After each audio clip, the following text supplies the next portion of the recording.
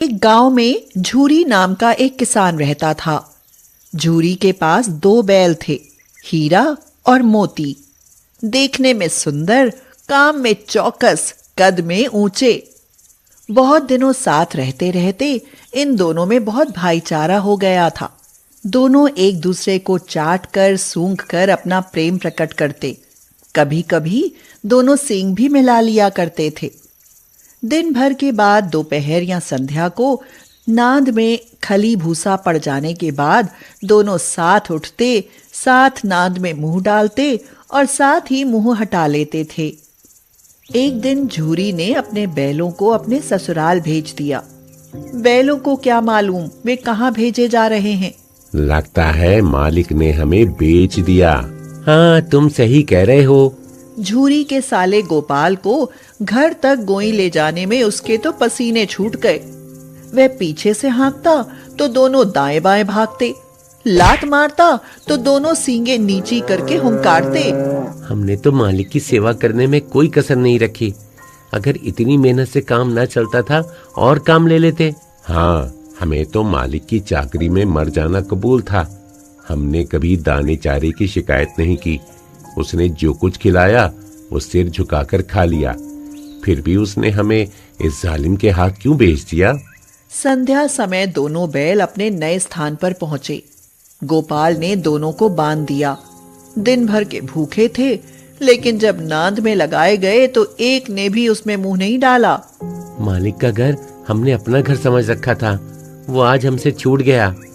ये नया घर, नया गांव, नए आदमी, सब बेगाने से लगते हैं। दोनों बैलों ने आपस में सलाह की कि जब रात के अंधेरे में पूरा गांव सोता पड़ा होगा तो हम दोनों रस्सी तोड़कर यहाँ से भाग जाएंगे। दोनों बैलों ने वैसा ही किया। रात में जब पूरा गांव सो रहा था तो उन्होंने एक एक झटके में अपनी रस्सियां तोड़ ली। झूरी प्रातःकाल सोकर उठा तो देखा कि दोनों बैल चरनी पर खड़े हैं। दोनों की गर्दनों में आधी टूटी हुई रस्सी लटक रही थी। घुटने तक पांव कीचड़ से भरे हैं और दोनों की आंखों में गुस्से के साथ साथ स्नेह झलक रहा है। झूरी ने दौड़कर उन्हें गले लगा लिया। झूरी की स्त्री बेला ने बैलों को द्वार पर देखा तो वह जल उठी। वह बोली, कैसे नमक हराम बैल हैं कि एक दिन वहाँ काम न किया, भाग खड़े हुए। अरे नमक हराम क्यों है? चारा दाना ना दिया होगा तो क्या करते बेचारे। बस तुम ही तो बैलों को खिलाना जानते हो, और तो सभी पानी पिला पिला कर रखते हैं। हाँ। चारा मिलता तो क्यों भागते? भागे इसलिए कि वे लोग तुम जैसे बुद्धुओं की तरह बैल को सहलाते नहीं, खिलाते हैं तो रगड़कर जोतते भी हैं। ये दोनों ठहरे कामचोर भाग निकले।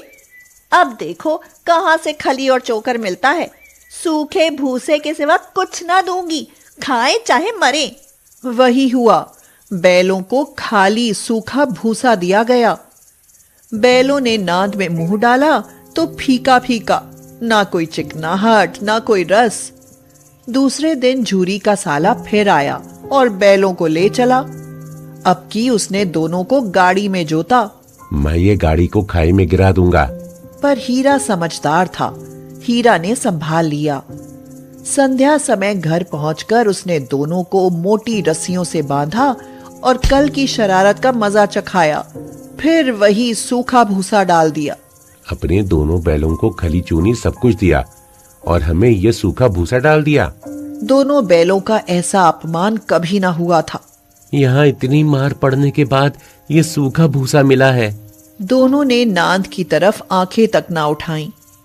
दूसरे दिन गोपाल ने बैलों को हल में जोता, पर इन दोनों ने जैसे पांव न उठाने की कसम खा ली थी। वह मारते मारते थक गया, पर दोनों ने पांव न उठाया। गोपाल को गुस्सा आ गया। उसने हीरा की नाक पर जब खूब डंडे मारे तो मोती का गुस्सा तो काबू से बाहर हो गया। वह हल लेकर भागा। हल, रस्सी, जुआ, जोत सब टूट टाट कर बराबर हो गया। गले में बड़ी बड़ी रस्सियां ना होती तो दोनों पकड़ में ना आते। भागना व्यर्थ है, तुम्हारी तो इसने जान ही ले ली थी। अब की बड़ी मार पड़ेगी। पड़ने दो, बैल का जन्म लिया है तो मार से कहां तक बचेंगे। गोपाल 2 आदमियों के साथ दौड़ा आ रहा है। दोनों के हाथों में लाठियां हैं। कहो तो दिखा दूं मजा, मैं भी लाठी लेकर आ रहा है। नहीं भाई, खड़े हो जाओ, मुझे मारेगा तो मैं 1-2 को गिरा दूंगा। इतने में गोपाल आ पहुंचा और दोनों को पकड़कर ले चला। कुशल हुई कि उसने इस वक्त मारपीट न की, नहीं तो मोती पलट पड़ता। आज दोनों के सामने फिर वही सूखा भूसा लाया गया। दोनों चुपचाप खड़े रहे। घर में लोग भोजन करने लगे।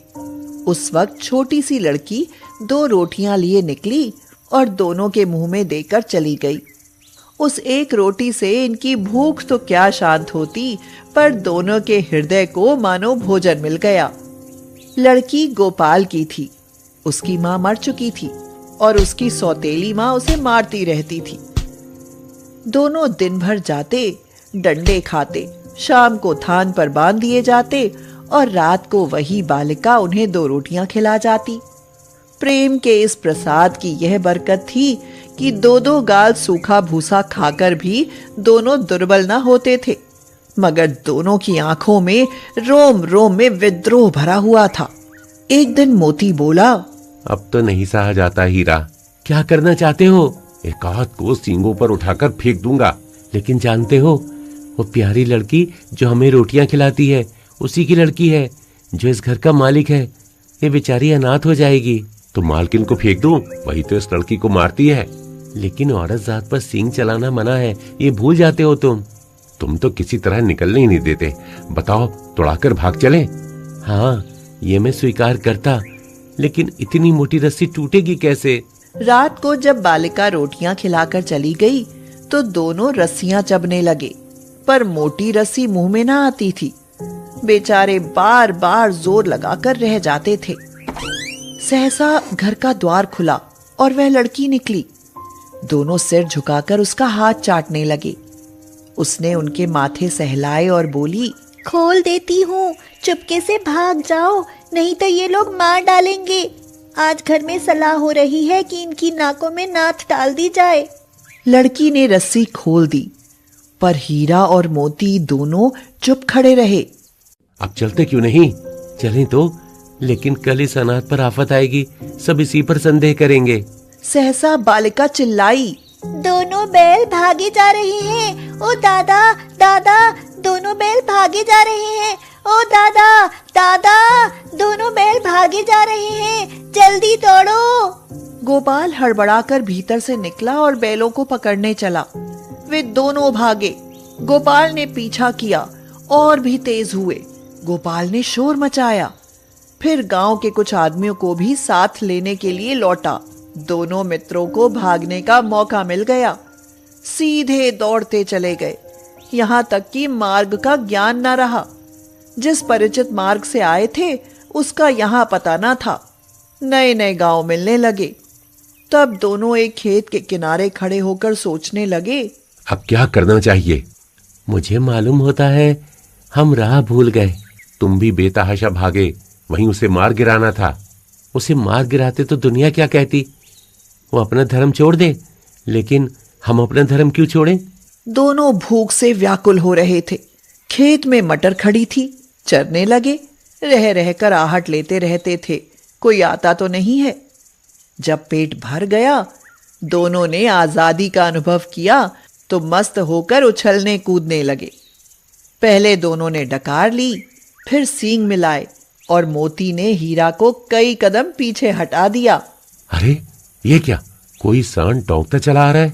हाँ, सांड ही है। वह सामने आ पहुंचा। सांड पूरा हाथी था। उससे भिड़ना जान से हाथ धोना है, लेकिन न भिड़ने पर भी जान बचती नजर नहीं आती। इन्हीं की तरफ आ भी रहा है। कितनी भयंकर सूरत है। बुरे फंसे, जान बचेगी क्या? कोई उपाय सोचो जल्दी। अपने घमंड में फूला हुआ है, आरज़ू विनती ना सुनेगा। भाग क्यों ना चले? भागना कायरता है। तो फिर यहीं मरो, या तो फिर कोई उपाय सोचो जल्दी। उपाय यह है कि उस पर दोनों जने एक साथ चोट करें। मैं आगे से चोट दूंगा, तुम पीछे से अपने सींग मारना। दोहरी मार पड़ेगी तो भाग खड़ा होगा। मेरी ओर झपटे, तुम बगल से उसके पेट में सींग घुसेड़ देना। जान जोखिम है, पर दूसरा उपाय नहीं है। दोनों मित्र जान हथेली पर लेकर लपके। सांड को भी संगठित शत्रुओं से लड़ने का तजुर्बा न था। जैसे ही वह हीरा पर झपटा, मोती ने पीछे से दौड़ा और सांड उसकी तरफ मुड़ा तो हीरा ने सींग मार दिए। सांड चाहता था कि एक एक करके दोनों को गिरा ले, पर ये दोनों भी उस्ताद थे, उसे वह अवसर न देते थे। एक बार सांड झल्ला कर हीरा का अंत कर देने के लिए चला कि मोती ने बगल से आकर उसके पेट में सींग भोंक दिया। सांड क्रोध में आकर पीछे फिरा तो हीरा ने दूसरे पहलू में सींगे चुभा दिया। आखिर सांड बेचारा जख्मी होकर भागा और दोनों मित्रों ने दूर तक उसका पीछा किया। तब दोनों ने उसे छोड़ दिया। अब दोनों मित्र जीत के नशे में झूमते चले जाते थे। मेरा जी चाहता था कि बचाया है क्यों, मार ही डालते। गिरे हुए बैरी पर सींग नहीं चलाना चाहिए। अब घर कैसे पहुंचेंगे वो सोचो, पहले कुछ खा लें तो सोचें। सामने मटर का खेत था ही, मोती उसमें घुस गया। हीरा मना करता रहा पर मोती ने उसकी एक ना सुनी। इतने में कुछ आदमी लाठियां लिए दौड़ पड़े और दोनों मित्रों को घेर लिया। प्रातःकाल दोनों मित्र कांजी हौस में बंद कर दिए गए। दोनों मित्रों को जीवन में पहली बार ऐसा हुआ कि सारा दिन बीत गया और खाने को एक तिनका भी न मिला। यहाँ कई भैंसें थी, कई बकरियां, कई घोड़े, कई गधे, पर किसी के सामने चारा न था। सब जमीन पर मुर्दों की तरह पड़े थे। कई तो इतने कमजोर हो गए थे कि खड़े भी ना हो सकते थे। रात को भी जब कुछ भोजन ना मिला तो हीरा मोती से बोला, अब नहीं रहा जाता मोती, मुझे तो मालूम होता है कि प्राण निकल रहे हैं। आओ दीवार तोड़ दें। बाड़े की दीवार कच्ची थी। हीरा मजबूत तो था ही, अपने नुकीले सींग दीवार में गड़ा दिए और जोर मारा तो मिट्टी का एक चिप्पड़ निकल आया। मोती का साहस बढ़ा। मोती ने दीवार में सींग मारी, दीवार गिरी और फिर हिम्मत बढ़ी और वो लगातार दीवार में सींग मारता रहा। आखिर कोई 2 घंटे की जोर आजमाई के बाद दीवार ऊपर से लगभग 1 हाथ गिर गई। उसने दूनी शक्ति से दूसरा धक्का मारा तो आधी दीवार गिर पड़ी। दीवार का गिरना था कि अधमरे से पड़े हुए सभी जानवर चेत उठे। तीनों घोड़ियां सरपट भाग निकली, फिर बकरियां निकली, उसके बाद भैंस भी खिसक गई, फिर गधे भी भाग निकले। आधी रात से ऊपर हो गया था, सभी जानवर भाग चुके थे।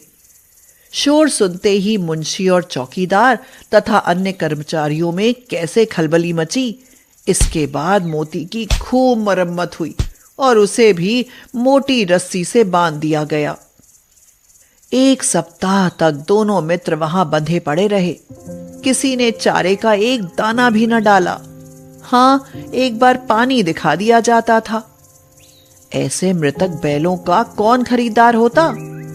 सहसा एक दढ़ियल आदमी, जिसकी आंखें लाल थीं और मुद्रा अत्यंत कठोर, आया और दोनों मित्र के कूल्हों में उंगली गोद कर मुंशी जी से बातें करने लगा।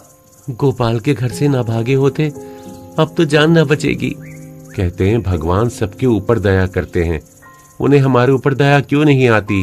भगवान के लिए हमारा जीना मरना दोनों बराबर है।